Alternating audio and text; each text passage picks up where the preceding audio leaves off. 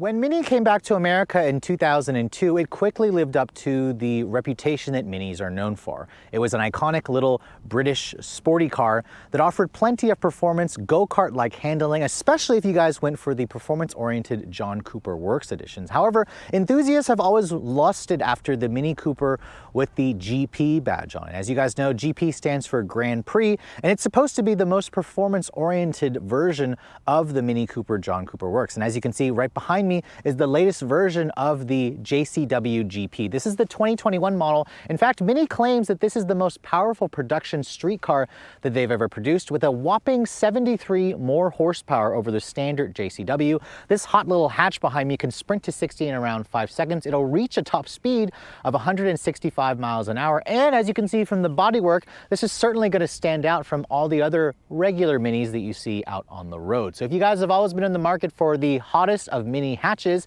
how does this latest JCW GP stack up? That's what we're here to find out.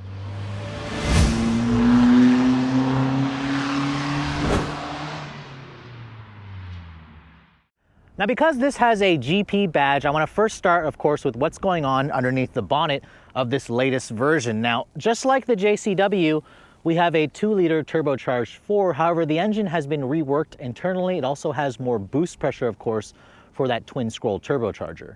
Now, underneath the hood, you can see this engine is the same 2-liter turbo that we find in something like the BMW X2 M35i or an M235i Grand Coupe, or it's also the same motor that's in the Cooper JCW and Countryman JCW, or the Clubman JCW. In this car, it makes 301 horsepower and 332 pound-feet of torque. That's an increase of 73 ponies over the standard JCW in a car that only weighs around 2,855 pounds. Now, of course, the difference between this model and its bigger siblings is this is only front-wheel drive. Mini decided not to give this car all-wheel drive, which should also keep the weight in check because unlike its competitors, the Veloster N and the Civic Type R, this car weighs in at under 2,900 pounds, around 200 pounds less than the Hyundai, 300 pounds less than the Civic, and a whopping 500 pounds less than the segment Fat Boy, the Volkswagen Golf R. So this is an extremely lightweight vehicle, especially by modern standards. Now, unlike previous generation GPs, we have an 8-speed automatic transmission.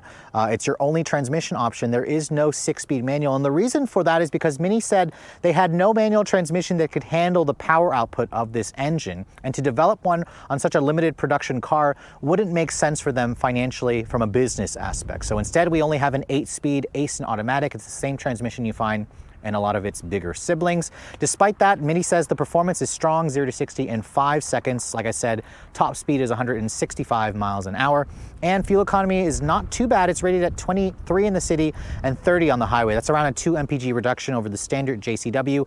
Please be sure to put premium gas in it. And even though this is front-wheel drive, it still has a limited slip differential. It's going to need that, of course, if it's going to put all that power to the pavement. Now, closing the hood and taking a look at the styling of the GP model, you can see, just like all the other Mini Cooper hardtop two-doors, it has a very cutesy, very iconic look that is just brimming with character. I love the way this car looks. Even though this generation came out in 2014, it is definitely due for a replacement. It still looks pretty handsome today, especially with all of the bodywork that Mini has added, of course, for the GP model. Now, there is a completely refreshed version coming out in the next month or so, the 2022 model. However, they do not offer it in the GP configuration. So let's talk about some of the styling differences of this model. You can see the grille has been enlarged. It's got this really interesting red accent bar that goes across. There's a very large GP badge right there in the corner, and you have a larger front splitter. A lot of the air intakes that you see are functional, which help with the cooling, although the one that's for the hood scoop right there is fake, which is really, really annoying how it's fake considering this is a turbocharged engine.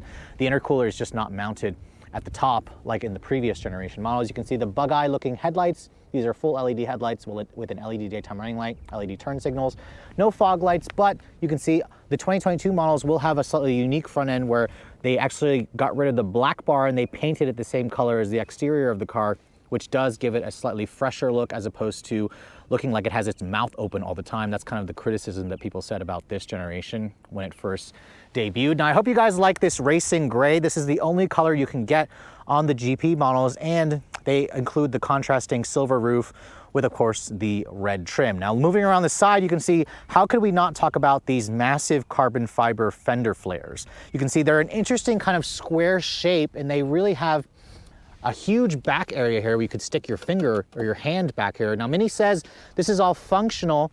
It doesn't just look cool, it's all functional. It all has to do with the aerodynamics, of course. It even has the number plaque of which production this car is for America. You can see this is number 303 of 500. These, like I said, are actually genuine carbon fiber. They look pretty cool.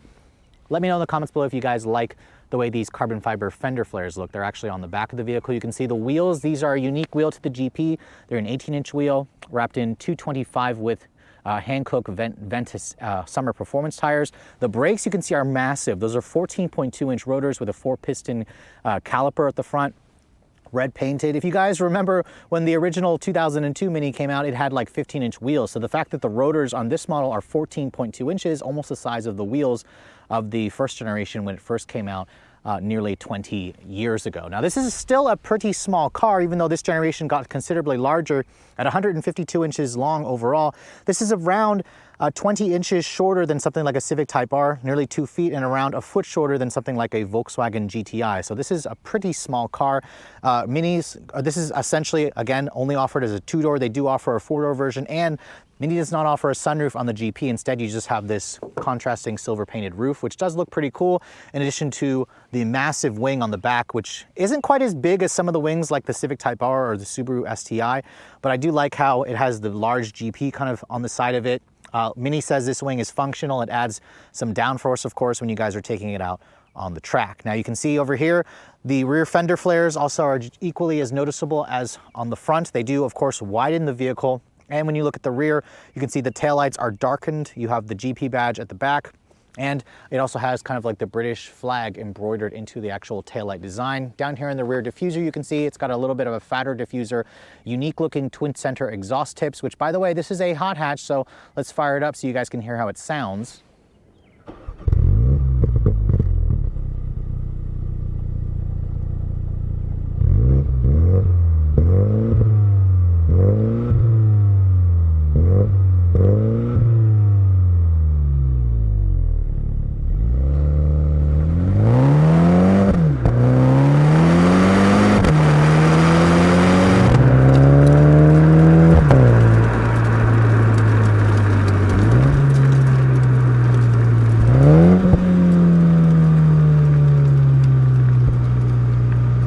Now, the sound of this car is actually a little bit disappointing. I was expecting it to be a little bit poppier, a little bit more growly.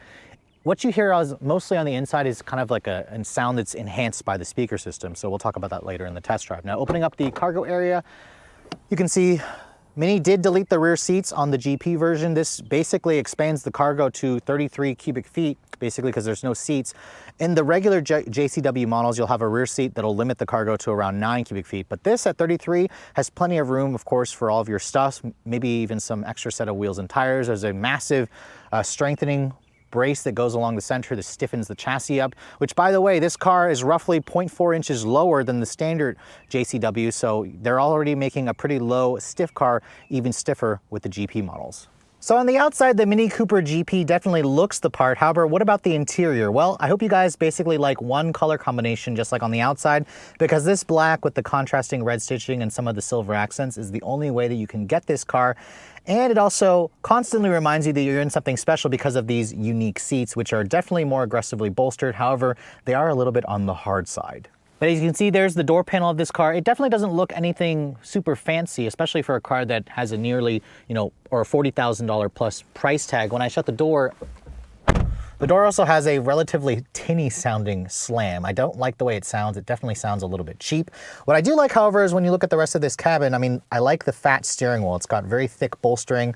It's got a really nice leather grip over here, a 9-2 extension. It's got the red contrasting stitching. And you can see the materials are relatively solid in here for a car that's, supposedly $23,000 to start, but at this price, it's definitely a little bit Spartan. Now, here's the key fob for the vehicle. This car does have push button start, or it's a toggle start basically here, but it doesn't actually have smart entry on the doors. When you want to lock and unlock it, you have to actually push, lock, and unlock. There are no actual buttons on the door handle that'll lock and unlock the car, which is a little bit annoying. Mini should have just thrown that in, especially at this price point, but the button or the toggle to fire up the engine is right here in the center. And you can hear when this vehicle starts up, it constantly reminds you that this is the Fun model.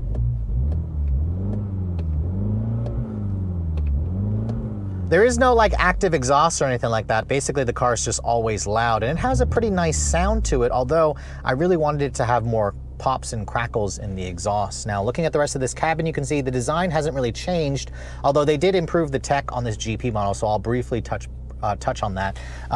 Materials you can see are solid. This is a soft touch injection molded plastic on the upper part of the dash, same thing on the door panels. It's also padded over here. Your window controls have a chrome finish to them and they feel relatively solid. The windows are one touch up and down for both front, which is definitely nice. Your power door lock control is over here. Your headlight controls are over there along with your dimmer switch. This steering wheel is manual tilt and telescoping. I also like how the instrument panel here, which is all digital, moves with the wheel, which is nice. These paddle shifters here are actually metal. They're 3D printed from what Mini says, and they feel really good. They're connected to the wheel. I like the way the paddles look. They definitely give it a really sportier, slightly more premium vibe for the fact that they're metal. Now, this is of course the Mini Connect infotainment system. It's an 8.8-inch touchscreen that includes wireless Apple CarPlay, but no Android Auto. You can see when you go to the CarPlay, it's a little bit on the small side, the CarPlay. I wish I could expand it out to take up the entire screen as opposed to this split screen. It's perfectly fine. The tech in this car is just fine. You can't get some of the upper end features that you can find on other Minis. Like for example, I don't have the Harman Kardon stereo in this car, which would have been nice. The stereo system is just fine when you guys go for the regular model. It does have embedded GPS, which again, looks very similar to like a decontented version of BMW. This is kind of a version of BMW iDrive, where you can again expand the screen there when you're on the GPS, but not in the CarPlay. You can go to your My Mini here and change all of your settings. This is where it kind of looks like a BMW again. When I put the vehicle into reverse, you can see just a backup camera. It does have trajectory and it has parking sensors, but that's really the only safety tech features that you get in this car. There's no automatic emergency braking, no blind spot, no adaptive cruise control. This is supposed to be a performance-oriented model. Down here you can see there's dual zone climate control. I have 3-level heated seats, which is nice. An auto start stop toggle and your stability control off switch. This car only essentially has a GP mode. If I turn this off, it goes into the GP mode, which basically just puts the stability control into a less restrictive setting, and you can activate the launch control. There's no way that I can adjust the suspension, the steering of this car, the throttle response, and there's no active exhaust or adaptive dampers. I think Mini should have thrown that in, especially at this price. Clearly BMW has it. They could have done it. Down here you can see there's some storage for your phone, a USB port there and a USB-C, cup holders. This controls the 8-speed auto. It's got that kind of BMW-like shifter where it's an electronic shifter. And if you don't want to use the touchscreen, you can use the controller over here, which is kind of similar to iDrive.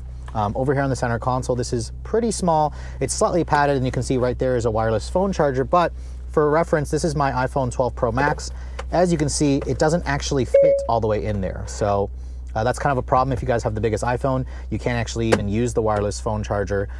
So that's kind of something to keep in mind. The seats, like I said earlier, are clad in some kind of like a leatherette, an Alcantara material, and some fabric material with a contrasting stitching. You also have an adjustable thigh extender there.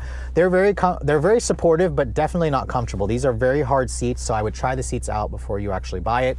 Over here on the dash, you can see there's another placard that shows you which production model this is. This is number 303. And then opening this up, you can see the glove compartment is a pretty good size actually for how small this car is. And for how small it is, it actually feels a little bit roomier than I expected. It's got a very, long or expansive dash, which makes the cabin feel a lot more spacious. And then as you can see back here, no rear seats. Mini just deleted that and put this stiffening bar back here to remind everybody that this is supposed to be a race car. So, as an enthusiast driving what Mini claims to be the most powerful production street car they've ever done, definitely gets my blood pumping. This car has over 70 horsepower more than the standard JCW Mini Cooper, which that vehicle itself already will dash to 60 in under 6 seconds. This one will do it in around 5 seconds.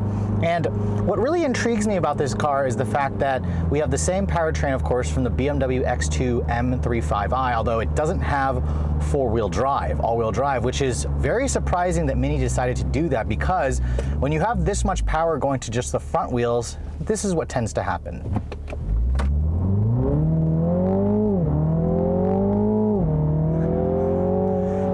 And not much in terms of wheel hop, but you saw on the camera that the wheel is literally tugging around. This is the first time that I've experienced this much torque steer in a modern performance car. It's a little ridiculous to see torque steer in 2021, but if you guys want some old school shenanigans where literally this car feels like a front wheel drive version of a Hellcat because the front tires are constantly just spinning, it's kind of hilarious. Now, this has an 8-speed auto. Let's see how the launch control works with this car, if it even has it.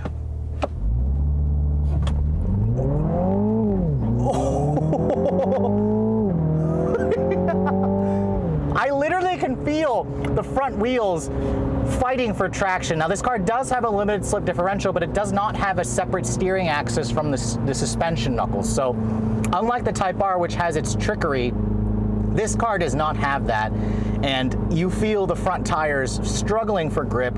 At least it doesn't have any wheel hop. The lack of wheel hop is nice, but anytime you go near the throttle, you make sure you are holding that wheel with 2 hands, because this car will fight you as it tries to accelerate to 60 in around 5 seconds. Now, I have seen Car and Driver get this car even quicker than that. They've gotten this thing at 4.7 seconds, which they claim is the quickest accelerating front-wheel drive car they've ever tested. It's slightly faster than a Civic Type R, slightly faster than even the new Hyundai Veloster N with that 8-speed wet dual clutch, which didn't have the torque steer that this car had, but it did have some wheel hop. I'll have to retest that car during warmer conditions. The temperature outside is around 55 degrees right now. I'm on summer tires. The other thing I'm also noticing, in typical Mini fashion, the steering is literally a go-kart. It's the quickest ratio steering I've felt this year. The car just changes directions. It has that urgency, that quickness. It also is definitely a little bit darty. This car borders on abusive in terms of the ride quality, in terms of just being such a crazy car. It's like it's fueled off of Red Bull, this thing. It's just so much adrenaline. It's a lot of fun, but it does get a little old if you guys are actually planning to daily drive this car.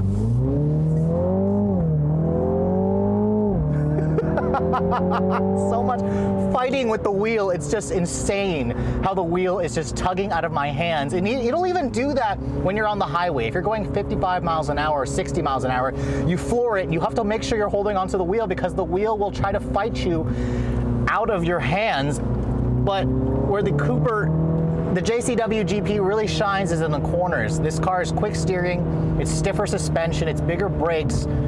It all translates into a car that's going to dominate the track. Although I'm not entirely sure if this is better than a Civic Type R. It definitely feels on the same level as the Veloster N, which is hilarious. The other area where I'm slightly disappointed about the Cooper JCW GP is the sound. It's got a fake augmented noise that I wish, and I also wish the exhaust had some crackles and pops. Slight crackle there, but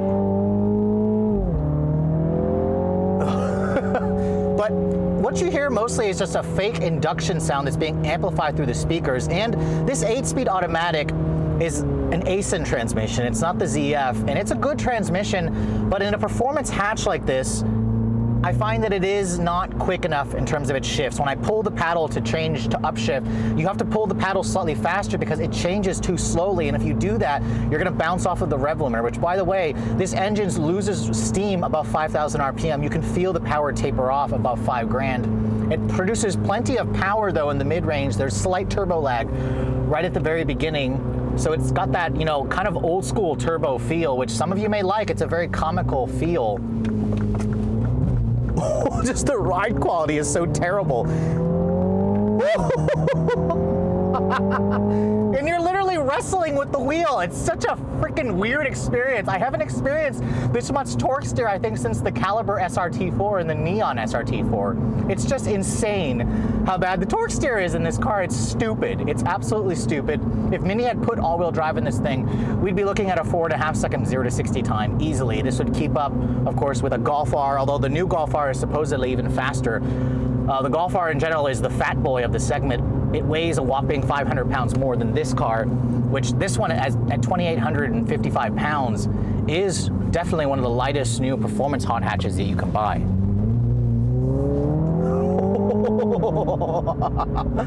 There's a little bit of a pop and a crackle there. Now, I still have it in its GP mode here. I'm going to try the launch control one more time. I'm going to see how if it performs this time.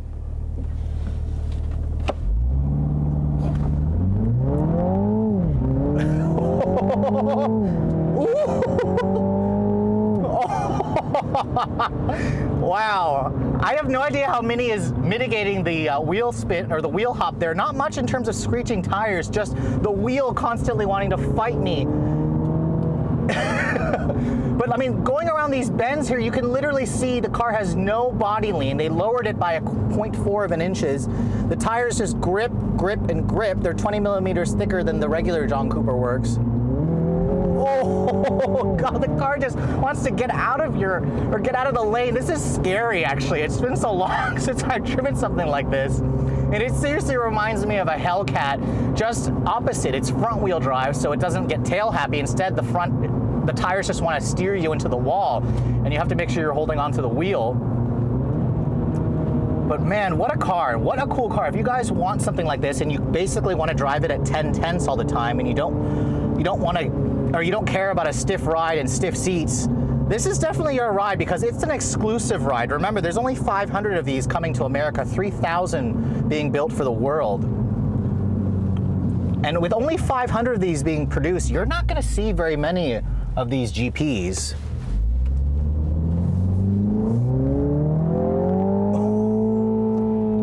And you notice there, in manual mode, it will not upshift there. It actually held it right at the limiter and it started to cut power because I forgot that I was in manual mode there.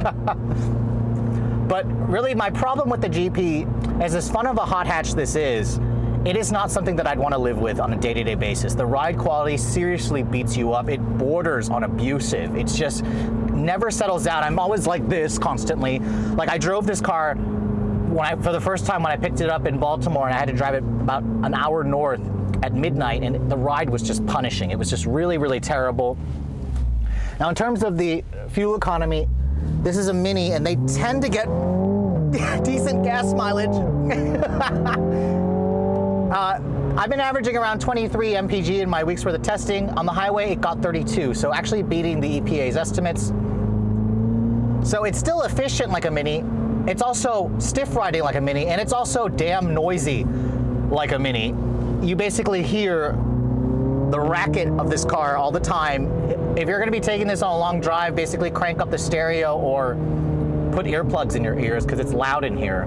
This car makes a Civic Type R feel like a luxury car, and it makes a Volkswagen Golf R feel like a Rolls Royce because of how visceral this car is and how stiff it is. But hey, if you're looking for something like this, this is one of the last cars that drives like this. And in typical hot hatch fashion or enthusiast fashion, there's no driver assistance in this car. No automatic emergency braking, no lane keep assist, no blind spot monitoring, just a backup camera. That's all this car has, is just a backup camera. So this is very much a final send-off, of course, to the third generation Cooper. There is a refreshed 2022 model that's on the way, but remember, this GP is limited to this pre-refresh model. It's a cool car. It's definitely a cool car. It turns a lot of heads, and I like the design. I like the styling treatments they added to this car. It makes it stand out versus even a regular JCW. Now, as an enthusiast, it was pretty exciting when Mini told us that the latest GP was going to be the most powerful production street car that the company had ever produced. And after spending a week with this latest model, I'm pretty disappointed to say that this hot hatch is incredibly difficult to live with. I mean, yes, as an enthusiast, I expect a car like this to ride a little bit stiff. It's not going to be the quietest on the inside. But if you drive competitors like the Civic Type R, the Veloster N, the Volkswagen GTI, and Golf R, you quickly notice that the Mini is definitely going to come at a compromise. It's constantly beating you up in terms of the ride quality. It's got one of the noisiest cabins on the inside. It's got so much ridiculous amounts of torque steer I didn't think was possible to experience in a brand new 2021 car. And I'm genuinely surprised that Mini kind of let this car happen. I really wanted them to kind of refine out a little bit of the edges. The fact that it doesn't have a manual transmission was kind of a letdown for me as an enthusiast. I mean, I understand why they decided to go with an automatic, but if they're gonna give me an automatic, I would have preferred a dual clutch transmission, which again would have cost the company a lot more money. It would have jacked up the price of this car a lot more. In terms of acceleration, she's definitely quick. You guys saw lots of turbo lag, incredible amount of mid-range punch, 0 to 60 in 5 seconds, I easily believe it, and still incredibly fun to drive in the corners with its ridiculously quick steering. However, combine that with the really, really stiff ride that borders on abusive, and horribly uncomfortable seats. And this is a car that got me excited to drive for a very short burst, or at least on a test track. But if you had to daily drive this thing to work and just take it on, quick trips around town to do your errands, I quickly got tired of the terrible ride quality. So that's something to keep in mind. If you guys are sensitive to harsh rides, and you guys already found the ride to quality in a Civic Type R to be tough, this is going to be borderline abusive. It makes that car feel like a luxury car in comparison because Mini made this car so visceral. Now, speaking of which, at least when you buy the GP, you're going to be part of an exclusive club because there's only 500 of these being built or sent to the US. Mini is going to build a total of 3,000 for the world, but only 500 are coming to America. So you're going to be part of an exclusive club, and you're going to be paying a pretty penny for this car because a regular Mini Cooper two-door starts at around $23,000. At around $10,000 for the JCW version. This car here is on top of that, an extra 12 grand for a total of around $45,000 plus destination. This does make it a pretty expensive car, roughly $10,000 more than a Civic Type R when you don't include the markup, which I expect this car to also get its fair share of markups because it is a limited production car. At $46,000 with the lack of tech, the lack of luxury, the terrible ride quality, you really want to be committed to this car because you love Minis, you love the design, you love the fact that it literally rides and handles like a race car, but mostly just rides like a race car. It has comical amounts of torque steer that would make a Dodge Hellcat laugh in its face, but really it's still filled with lots of that British charm that keeps the Mini brand so interesting among enthusiasts, especially among people who are super obsessed with the Mini brand. But with all that said, I hope you have enjoyed my full overview on the 2021 Mini Cooper JCW GP. If you're also looking to see the latest cars I'm testing, be sure to follow me on Instagram at redline_reviews. Like us on Facebook, and as always, guys, please keep subscribing to the Redline Reviews YouTube channel for all the latest reviews. Thank you so much for watching. I'll catch you all in the next video.